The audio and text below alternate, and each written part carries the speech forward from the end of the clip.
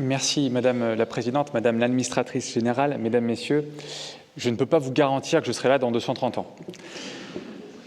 Je veux bien prendre beaucoup d'engagement et mettre beaucoup d'énergie, mais en ce domaine-là, j'aurai un petit peu d'humilité. Je voudrais évidemment vous dire d'abord la joie que j'ai d'être ici aujourd'hui. Pour un fils d'artisan qui a été formé à l'enseignement et à la philosophie, on est dans une conjonction aujourd'hui qui me plaît bien et évidemment, je me sens plus qu'à l'aise, presque dans mon domaine naturel, en étant avec vous aujourd'hui.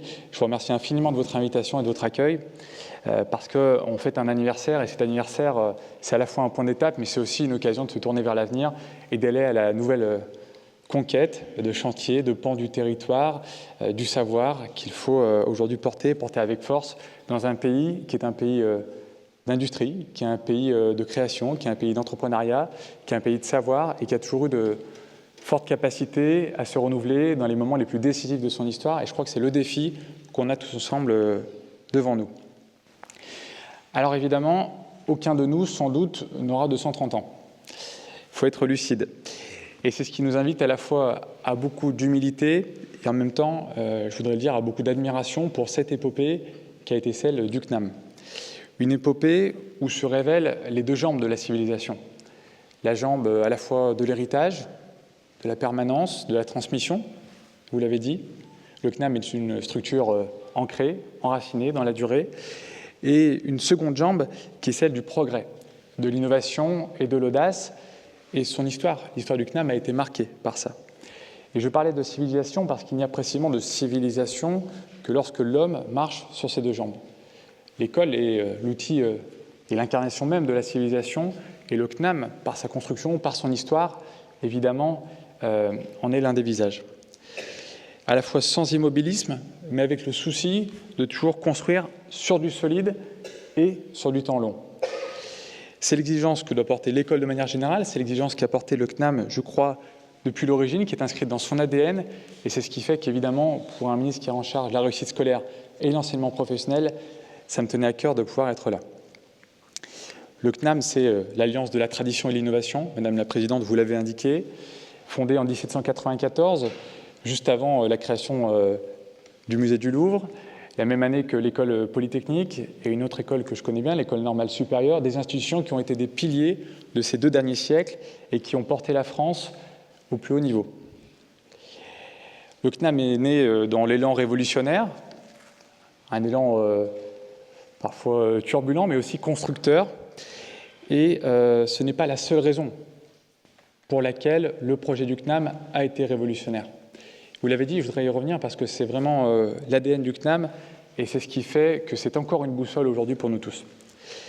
Dès sa fondation, d'emblée, le CNAM s'est tourné vers l'innovation technologique et technique, ce qui était précurseur et ce qui était avant-gardiste. À la fois développer le savoir pratique et le savoir-faire. Savoir, mais aussi faire savoir et communiquer la connaissance. C'était l'intuition visionnaire, il faut le dire, de l'abbé Grégoire, qui portait, je cite, l'ambition de perfectionner l'industrie nationale. On a l'impression que ça a été écrit en 2024. Et qui préfigurait la révolution technique et industrielle du XIXe siècle, qui préfigurait aussi ce qu'allait être la dynamique de la France dans cet incroyable moment du XIXe siècle. On a été porté tout en haut des innovations techniques dans les milieux les plus divers, et ce que vous m'avez montré à l'instant en est le reflet. L'abbé Grégoire croyait à l'enseignement par l'exposition des objets, c'est vrai, ce qui finira par donner le musée des arts et métiers, mais aussi le célèbre pendule de Foucault qu'on peut y retrouver, qui démontre que la Terre tourne autour d'elle-même. Aucun des champs du savoir n'était laissé à portée de cette ambition, n'était laissé à l'écart de cette ambition, et il y avait cette idée, cette intuition qu'on pouvait tout simplement apprendre par l'exposition, apprendre par simplement l'approche très concrète des objets, et qu'il fallait peut-être qu'on ait un petit peu d'humilité dans notre approche souvent très théorique en France du savoir et qu'on revienne à des choses beaucoup plus fondamentales. Et finalement, ces débats-là, on les a toujours. Quand je regarde les débats qu'on a à l'école, j'étais la semaine dernière dans une école de l'Essonne, finalement, nos tentations théoriques, on les a toujours en France, et il nous faut des grandes figures, comme ce qu'a été l'abbé Grégoire à l'époque, pour nous ramener à une approche de bon sens qui est au fondement de la transmission dans son sens le plus populaire. On a évidemment beaucoup de choses qui ont changé depuis 1794. faut regarder le monde autour de nous. D'abord, l'explosion des branches du savoir. Peut-être qu'il y a des enseignants en philosophie qui ont eu, comme moi, à expliquer l'arbre du savoir de Descartes à des élèves. Ils avaient beaucoup de mal et beaucoup d'embarras à essayer d'y mettre aujourd'hui, par exemple, l'informatique. On a ensuite l'évolution exponentielle des technologies.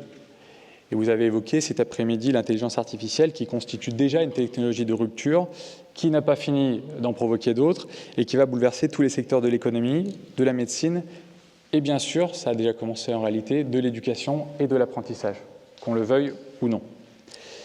Il y a la démocratisation scolaire ensuite, qui évidemment a profondément modifié les règles du jeu. Quand vous aviez un enfant sur 4 qui était scolarisé en 1800, maintenant c'est 80% des jeunes qui passent le bac dans la décennie 2020. Et puis, on a un enjeu dont on a tous pris conscience de manière accrue, sans doute depuis 10 ou 20 ans, c'est le développement de la formation tout au long de la vie. Tout ça modifie les règles du jeu et le CNAM a été un acteur incontournable dans cette histoire de ces bouleversements. Et en venant ici ce soir, je sais que nous sommes en phase sur ces points-là et c'est ce qui me réjouit. Pourquoi ? Parce que le CNAM incarne aujourd'hui l'alliance entre une école d'excellence et du progrès social, de la promotion sociale. D'excellence, car votre conservatoire est un centre de recherche de très haut niveau, vous le savez, dont les formations sont largement renommées. Mais c'est aussi, et ça me tient à cœur, une école de la promotion sociale, car c'est un peu plus qu'une école de la deuxième chance. C'est aujourd'hui le levier de la réorientation réussie, une formule qui, pour moi, fait mouche, compte tenu des immenses enjeux qu'on a également en la matière aujourd'hui. J'y reviendrai sur l'orientation, mais je pense que c'est aujourd'hui l'un des plus grands défis de notre école et qui est aussi l'une des clés de voûte de ce que doit être l'école en termes de justice sociale.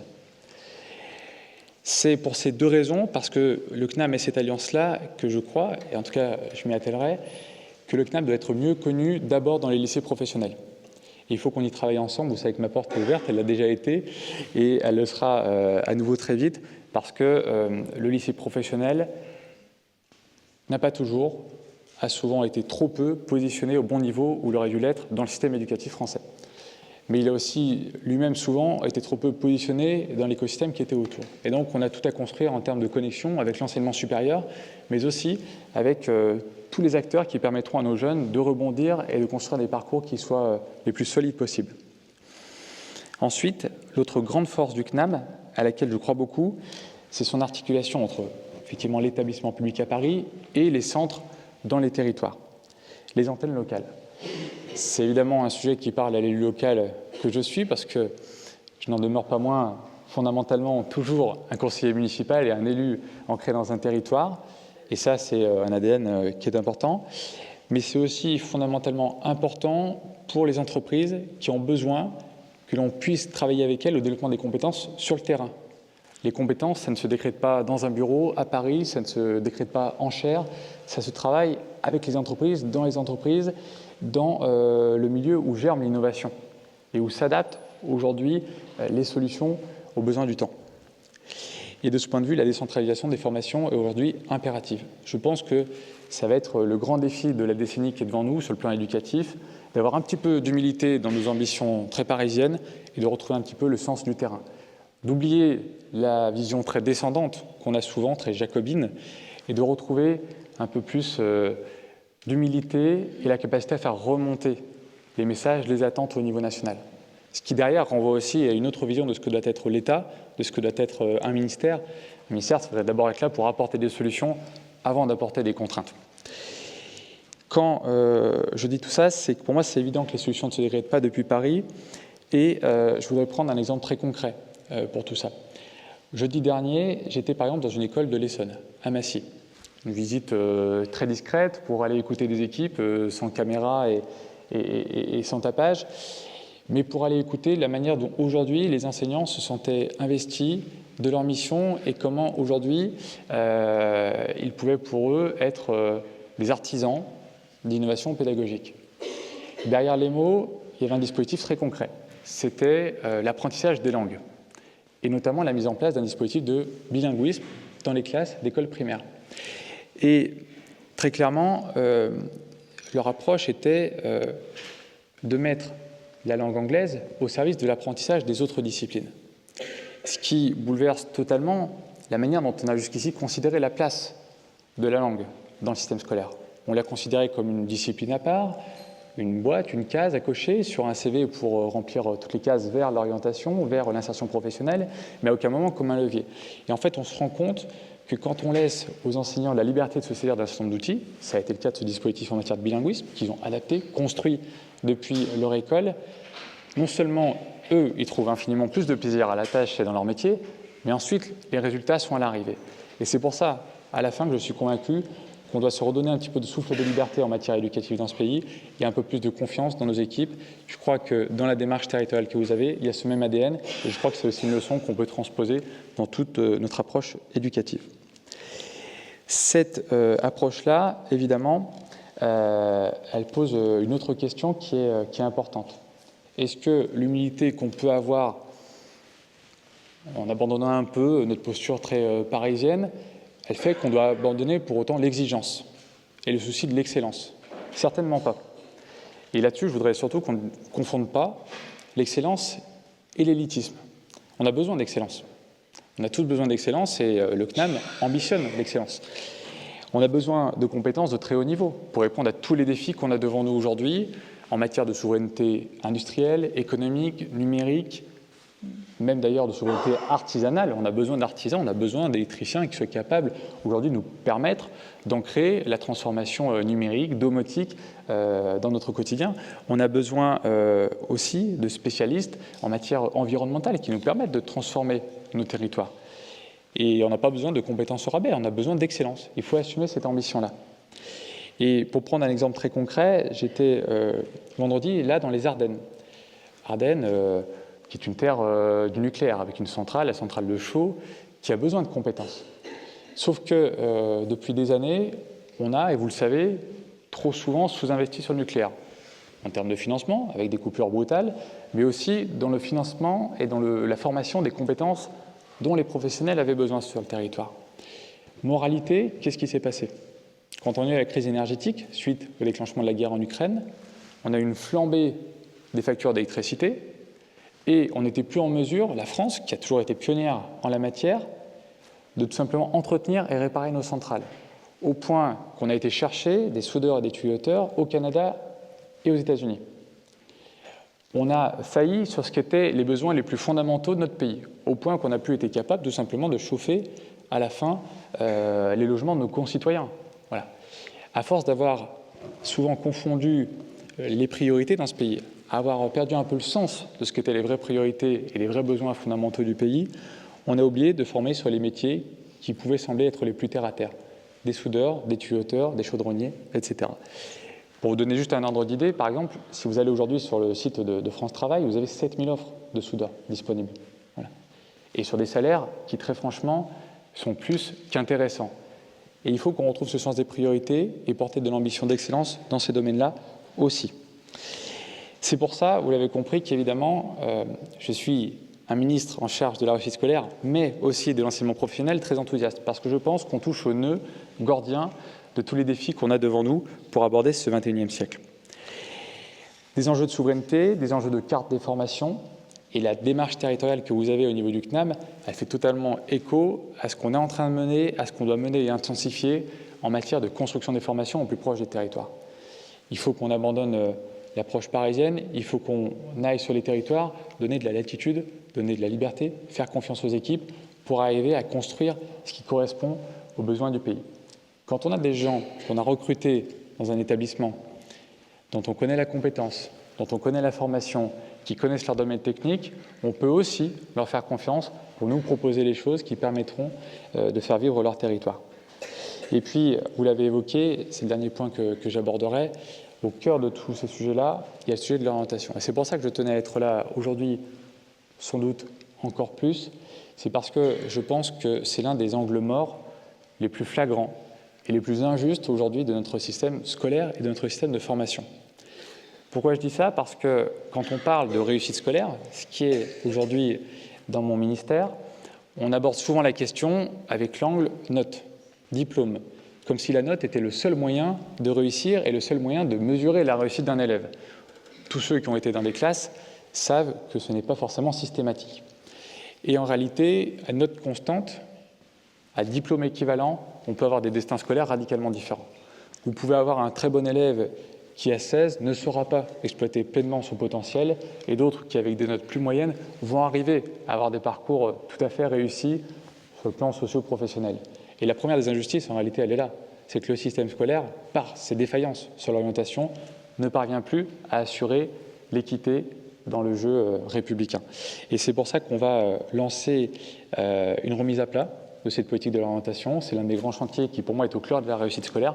Avant même les questions de notes ou de diplôme, je pense qu'il faut qu'on s'attelle à ça, parce que se joue là la question de la justice sociale, de la justice républicaine et du mérite. Si les notes doivent vouloir dire quelque chose, il faut aussi, à un moment donné, que nos jeunes aient tout le champ des possibles qui soit ouvert devant eux et qu'on puisse arriver à mettre de côté, à casser toutes les logiques de schèmes territoriaux, de schèmes familiaux, qui sont des machines à reproduire de la frustration. Voilà. Et qui ne nous permettent pas, en retour, ensuite, de répondre aux besoins fondamentaux du pays. On ne peut pas rester ainsi sur ces questions-là, parce que je pense aussi, si vous me permettez cette parenthèse, que ça explique aussi beaucoup des malaises qu'on peut entendre à chacune des élections dans ce pays. Et je pense que c'est important qu'on y réponde dès l'école. L'école, c'est le socle républicain. La formation permet de l'asseoir tout au long de la vie. C'est pour ça qu'on se retrouve aujourd'hui. Ça fait un énorme défi national et on va ouvrir grand la table pour permettre à chacun de s'exprimer là-dessus. Il faut qu'on puisse avoir un débat qui soit le plus large possible dans les mois qui viennent sur ce sujet. Et évidemment, le CNAM, compte tenu de son action en matière d'orientation, sera évidemment le bienvenu autour de la table.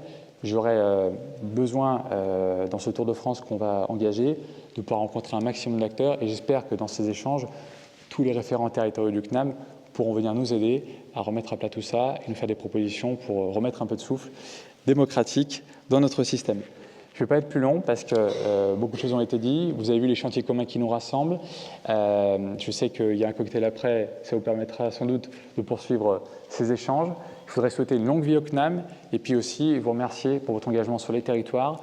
Vous souhaiter une pleine réussite au service de nos jeunes et de tous ceux qui font avancer ce pays. Merci à tous.